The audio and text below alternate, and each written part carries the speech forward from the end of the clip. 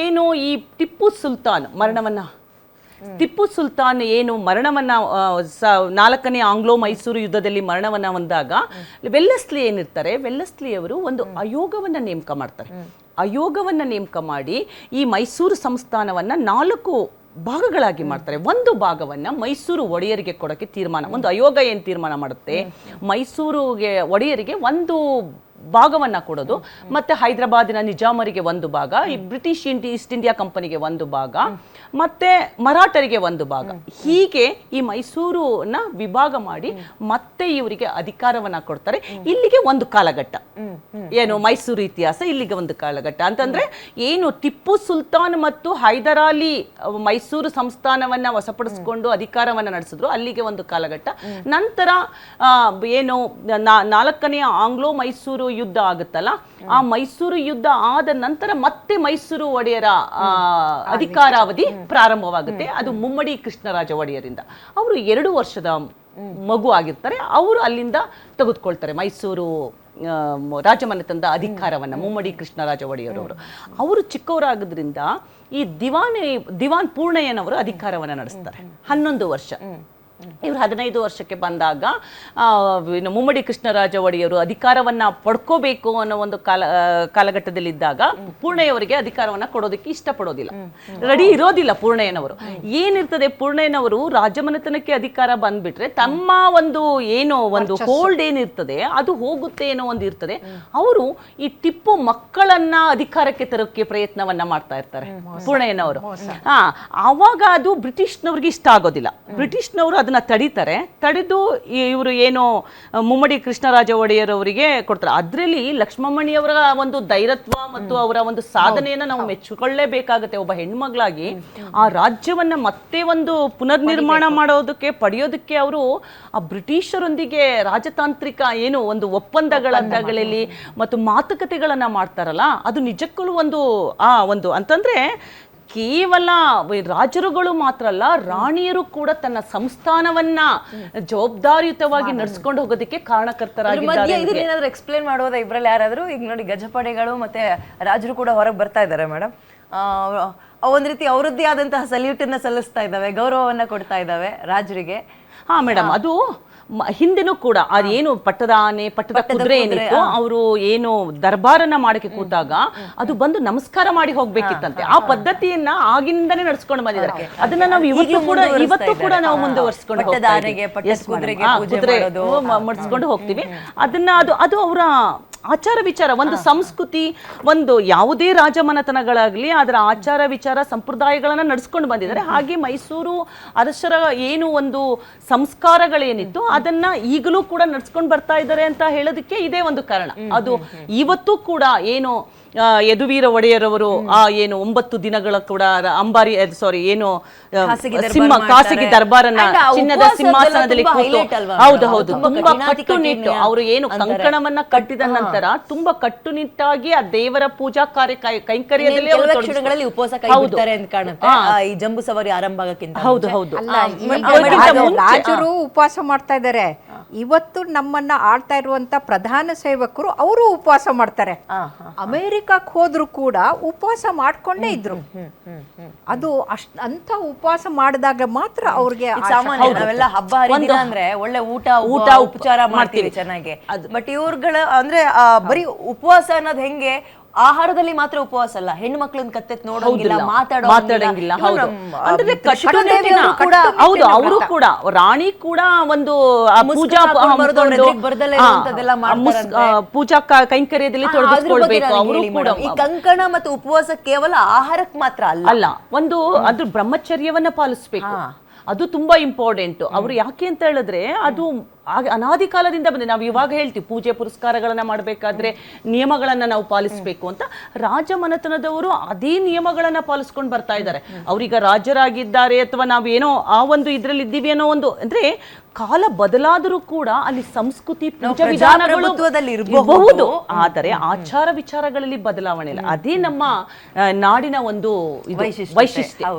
So ನಾವು ಎಲ್ಲಿಗೆ ಹೋಗ್ಲಿ, ನಮ್ಮ ಕಲ್ಚರ್ ಆಗ್ಲಿ, ನಮ್ಮ ಪೂಜಾ ವಿಧಾನಗಳಾಗ್ಲಿ, ನಮ್ಮ ವೈವಿಧ್ಯ ವೈವಿಧ್ಯತೆಗಳಾಗ್ಲಿ ಅಥವಾ ನಮ್ಮ ಆಚಾರ ವಿಚಾರಗಳು ನಾವ್ ಎಂದೂ ಕೂಡ ಬದಲಾವಣೆಯನ್ನ ಮಾಡ್ಕೊಳ್ಳೋದಿಲ್ಲ ಅನ್ನೋದಕ್ಕೆ ನಮ್ಮ ರಾಜ್ಯ ಏನು ವಂಶಸ್ಥರು ಇವಾಗ ತೋರಿಸ್ಕೊಡ್ತಾ ಇದಾರಲ್ಲ ಅದೇ ಒಂದು ನಮಗೆ ಒಂದು ನಿದರ್ಶನ ಅಂತಾನೆ ಕೂಡ ನಾವು ಹೇಳ್ಬೋದು. ನಿಜ. ಬಾಳೆಕುಂದ್ರಿ ಮೇಡಮ್ ಹೇಗೆ ಹೇಳ್ಬೋದು ಸದ್ಯಕ್ಕೆ ಆಗ್ತಾ ಇರೋ ಪ್ರಸಂಗವನ್ನ ನಮಗೆ ಹೇಗೆ ಬಿಡಿಸ್ಕೊಡ್ಬೋದು, ನೀವು ಹೇಗೆ ತಿಳಿಸ್ಕೊಡ್ಬೋದು? ನಾವು ನವರಾತ್ರಿ ವಿಜಯದಶಮಿ ಇದನ್ನ ತಗೊಂಡ್ರೆ ಇದರಲ್ಲಿ ಧಾರ್ಮಿಕ ಆಚರಣೆ ಒಂದು, ಸಾಂಸ್ಕೃತಿಕ ಆಚರಣೆ ಎರಡು, ಸಮೃದ್ಧಿಯ ಆಚರಣೆ ಒಂದು, ನಾಲ್ಕನೇದು ಅಂದ್ರೆ ಸಾಮರ್ಥ್ಯದ ಪ್ರದರ್ಶನ. ಈ ಸಾಮರ್ಥ್ಯದ ಪ್ರದರ್ಶನ ಅಂತಂದಾಗ ವಿಜಯನಗರ ಸಾಮ್ರಾಜ್ಯ ಅಂದ್ರೆ ಕೃಷ್ಣದೇವರಾಯರು ಆಳ್ತಾ ಇರುವಂತಹ ಸಮಯದಲ್ಲಿ 200 ಜನ ಸಾಮಂತರಿದ್ರು. ಆ 200 ಜನ ಸಾಮಂತರಾಗಿ ಈಗ ಅದ್ಭುತವಾಗಿ ಶೈಲಜಾ ಪ್ರೊಫೆಸರ್ ಅವರು ಹೇಳಿದ್ರಲ್ಲ, ಒಡೆಯರವರು ಕೂಡ ಒಬ್ಬರು ಸಾಮಂತರು. ಈ 200 ಜನ ಸಾಮಂತರು ನೋಡಿದ್ರೆ 10 ಲಕ್ಷ ಜನ ಅವ್ರಿಗೆ ಸೈನ್ಯ ಇತ್ತು. 10 ಲಕ್ಷ ಜನ ಸೈನ್ಯ ಇತ್ತು. ಆದ್ರೆ ರಾಜರಿಗೂ ಸೈನಿಕರಿಗೂ ಇದ್ದವ್ರಿಗೆ ಗೊತ್ತಾಗ್ತಾ ಇರ್ಲಿಲ್ಲ. ಹಾಗಾಗಿ ಅವ್ರು ಏನ್ ಮಾಡ್ತಾ ಇದ್ರು ಅಂದ್ರೆ ಈ ವಿಜಯದಶಮಿಯ ದಿನ ಅಂದ್ರೆ ನವರಾತ್ರಿಯನ್ನ ಆಚರಿಸಿ ವಿಜಯದಶಮಿ ದಿನ ನಾವು ಹೇಗೆ ಈಗ 15th ಆಗಸ್ಟ್ಗೆ January 26ಗೆ ಪ್ರೊಸೆಷನ್ ಮಾಡಿಬಿಟ್ಟು ನಮ್ಮ ಸಾಮರ್ಥ್ಯವನ್ನ ಸಂಸ್ಕೃತಿಯನ್ನ ಪ್ರದರ್ಶನ ಮಾಡ್ತೀವಲ್ಲ, ಹಾಗೆ ಅವರು ಆಗಿನ ಕಾಲದಲ್ಲಿ ಮಾಡ್ತಾ ಇದ್ರು. ಈ ಆಗಿನ ಕಾಲದಲ್ಲಿ ಹೇಗೆ ಅಂತಂದ್ರೆ ದಿಬ್ಬದ ಮೇಲೆ ಕೂತ್ಕೊಂಡಿರು ಕೃಷ್ಣ ದೇವರಾಯರು. ಆ ದಿಬ್ಬದ ಮೇಲೆ ಕೂತ್ಕೊಂಡ್ರೆ ಮಹಾನವಮಿ ದಿಬ್ಬ, ಅದು ಮಹಾನವಮಿ ಮಹಾನವಮಿ ದಿಬ್ಬ ಅಂತಾನೆ ಹೆಸರು. ಅದನ್ನ ನಾವು ಈಗ್ಲೂ ಕೂಡ ನಾವು ಇದು ಹಂಪಿ ಇದಕ್ಕೆ ಹೋದಾಗ ನಾವು ಅದನ್ನ ನೋಡ್ಬೋದು. ಮಹಾನವಮಿ ದಿಬ್ಬ ಇವಾಗ್ಲೂ ಕೂಡ ಇದೆ, ಇವಾಗ್ಲೂ ಇದೆ. ಆ ದಿಬ್ಬದ ಮೇಲೆ ಕೂತ್ಕೊಂಡ್ರೆ ಸುತ್ತಲೂ ಸಾಮಂತರ ಜೊತೆಗೆ ಈ ಪ್ರೊಸೆಷನ್ ಅಂದ್ರೆ ಇವತ್ತು ನಾವು ಬರೀ 5 ಆನೆಗಳು ಒಂದಿಷ್ಟು ಕುದುರೆಗಳು ನೋಡ್ತೀವಿ, ಅವಾಗ ಹಾಗಲ್ಲ. ಅವರ ಇಡೀ ಸಾಮ್ರಾಜ್ಯ ಒಂದು ಸೇನಾಪತಿಗಳು, ಸೈನಿಕರು, ರಾಜರು, ಅವರ ಕಾಲ್ದಳ, ಆಮೇಲೆ ಕುದುರೆ ದಳ, ಅಶ್ವದಳ ಮತ್ತೆ ಗಜದಳ ಇವೆಲ್ಲವೂ ಕೂಡ ಹೋಗ್ತಾ ಇತ್ತು ಆ ಪ್ರೊಸೆಷನ್ ನಲ್ಲಿ. ಅದ್ರ ಜೊತೆಗೆ ಮೇಡಮ್ ಈ ಹಿಂದಿನ ಆಗಿನ ಕಾಲದಿಂದಲೇ ವಿದೇಶಿಯರು ವಿಜಯನಗರ ಸಾಮ್ರಾಜ್ಯದಲ್ಲಿ ದಸರಾ ವೈಭವನ ನೋಡಕ್ಕೆ ಬರ್ತಾ ಇದ್ರಂತೆ. ಇದನ್ನ ನಿಕೋಲೋ ಕುಂತಿ ಏನು 1ನೇ ದೇವರಾಯನ ಕಾಲಘಟ್ಟದಲ್ಲಿ ಬಂದಂತಹವನು ರಾಯಭಾರಿ ಇದ್ರಲ್ಲ, ಆ ನಿಕೋಲೋ ಕುಂತಿ ತನ್ನ ದಾಖಲೀಕರಣ ಮಾಡಿದ್ದಾರೆ. ಡೋಮಿಯೋಪೇಯಸ್ ಅಂತ ಹೇಳಿ ಅವರು ಕೂಡ ಈ ವಿಷಯಗಳನ್ನ ದಾಖಲೀಕರಣ ಮಾಡಿದ್ದಾರೆ. ಹೇಗೆ ನಡೀತಾ ಇತ್ತು ವಿಜಯನಗರ ಸಾಮ್ರಾಜ್ಯದಲ್ಲಿ ದಸರಾ ಉತ್ಸವ ಹೇಗೆ ನಡೀತಾ ಇತ್ತು ಅನ್ನೋದನ್ನು ಕೂಡ ಅವರು ದಾಖಲೀಕರಣವನ್ನ ಮಾಡಿದ್ದಾರೆ. ಅವರು ಏನಕ್ಕೆ ಮಾಡಿದ್ರು ಅಂದ್ರೆ ಅವರ ವೀರತ್ವ, ಶೌರ್ಯ, ಕಲೆ, ಸಾಹಿತ್ಯ, ಸಂಸ್ಕೃತಿಯನ್ನ ಅನಾವರಣ ಮಾಡುವ ಒಂದು ಪದ್ಧತಿಯನ್ನ ಅವ್ರು ಇಟ್ಕೊಂಡು ಬಂದಿದ್ದವರು. ಇದು ಯಾಕೆ ಅಂದ್ರೆ ಇವತ್ತೇನೋ ನಮ್ಮ ಭಾರತ 4ನೇ ಆರ್ಥಿಕತೆಗೆ ಬಂದಿದ್ದೀವಿ, ಆದ್ರೆ ಆಗಿನ ಕಾಲದಲ್ಲಿ ಇಡೀ ವಿಶ್ವಕ್ಕೆ ಆರ್ಥಿಕತೆಯಲ್ಲಿ ಅತ್ಯಂತ ಮೊದಲಿದ್ದು ವಿಜಯನಗರ ಸಾಮ್ರಾಜ್ಯ. ಇಂಥ ಸಮೃದ್ಧಿ, ಇಂಥ ಇದು ಎಲ್ಲೂ ಇರಲಿಲ್ಲ. ಅಂಥ ಸೈನ್ಯ ಬಲ ನಾವು ಎಲ್ಲೂ ಕಾಣಕ್ಕೆ ಸಾಧ್ಯ ಇರಲಿಲ್ಲ ಇಡೀ ಭಾರತದಲ್ಲಿ. ಆಮೇಲೆ ಇದರ ನಡುವೆ ಮೇಡಮ್ ಈಗ ನಮ್ಮೆಲ್ಲರಿಗೂ ಗೊತ್ತಿದೆ ಪ್ರಜಾಪ್ರಭುತ್ವ ವ್ಯವಸ್ಥೆಯಲ್ಲಿ ಇದ್ದೀವಿ. ಅಂಡ್ ಈ ಗಜಪಡೆಗೇನು ಚಾಮುಂಡಿ ತಾಯಿಯನ್ನ ಅಂದ್ರೆ ನಮ್ಮ ಮುಂದೆ ಸಾಕೊಂಡು ಬರ್ತಾರೆ ಅಂಬಾರಿಯಲ್ಲಿ ಇಟ್ಕೊಂಡು.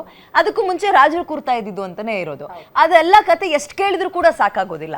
ಯಾಕೆ ಚಾಮುಂಡಿ ತಾಯಿ ಅಲ್ಲಿಗೆ ಬಂದ್ರು, ರಾಜರ ಆಲ್ಟರ್ನೇಟಿವ್ ಆಗಿ ಇದ್ರ ಬಗ್ಗೆ ನಮಗೆ ಇನ್ನೊಂದ್ಸಲ ವಿವರಿಸಿ. ಅಂತಂದ್ರೆ ಯಾವಾಗ ನಾವು ಸ್ವತಂತ್ರರಾದ್ವೋ, ಆಮೇಲೆ ಈ ಪ್ರೈವಸಿ ಅಂತಂದ್ರೆ ಈ ಎಲ್ಲ ರಾಜರದ್ದು ಇದನ್ನೆಲ್ಲ ತೆಗೆದು ಹಾಕ್ಬಿಟ್ಟು ಎಲ್ಲವನ್ನ ಸರ್ಕಾರ ತಗೊಂಡ್ಬಿಡ್ತು.